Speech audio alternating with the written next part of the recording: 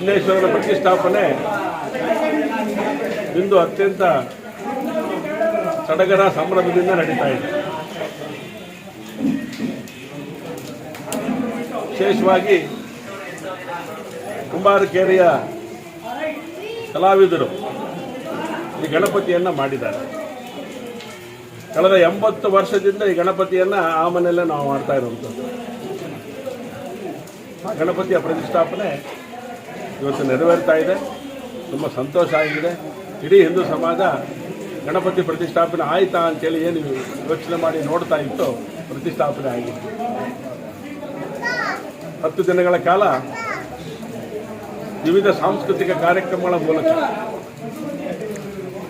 17ನೇ ತಾರೀಕು ಗಣಪತಿಯ ವಿಸರ್ಜನೆಯ ರಾಜಬೀದಿ ಉತ್ಸವವನ್ನು ಅತ್ಯಂತ ವೈಭವಯುತವಾಗಿ ನಡೆಸಬೇಕು ಅಂತ ಈಗಾಗಲೇ ಮಂಡಳಿ ನಿಶ್ಚಯ ಮಾಡಿದೆ. ಇದಕ್ಕೆ ಬೇಕಾಗಿರುವಂಥ ಎಲ್ಲ ಸಕಲ ಸಿದ್ಧತೆಗಳನ್ನು ಮಾಡಿಕೊಂಡಿದೆ ಮಂಡಳಿ.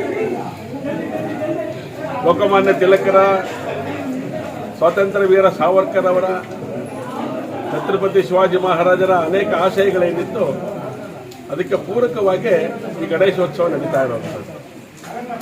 ಸ್ವಾತಂತ್ರ್ಯಕ್ಕೆ ಶಕ್ತಿ ಸಿಗಬೇಕು ಅಂತ ಹೇಳಿ, ಸ್ವಾತಂತ್ರ್ಯದ ಹೋರಾಟಕ್ಕೆ ಶಕ್ತಿ ಸಿಗಬೇಕು ಅಂತ ಹೇಳಿ ಸಾರ್ವಜನಿಕ ಗಣೇಶ ಪ್ರತಿಷ್ಠಾಪನೆ ಕರೆಯನ್ನು ಕೊಟ್ಟಿದ್ದು.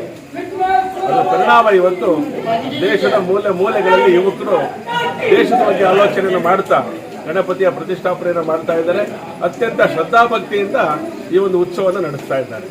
ಹಾಗಾಗಿ ಎಲ್ಲರಿಗೂ ಕೂಡ ಹಾರ್ದಿಕವಾದಂಥ ಶುಭಾಶಯಗಳನ್ನು, ಸಮಸ್ತ ಹಿಂದೂ ಬಾಂಧವರಿಗೆ ಗಣಪತಿ ಹಬ್ಬದ ಹಾರ್ದಿಕವಾದಂಥ ಶುಭಾಶಯಗಳನ್ನು, ಗೌರಿ ಗಣಪತಿ ಹಾರ್ದಿಕ ಶುಭಾಶಯವನ್ನು ಈ ಸಂದರ್ಭದಲ್ಲಿ ಹೇಳಲಿಕ್ಕೆ ಇಷ್ಟಪಡ್ತೇನೆ.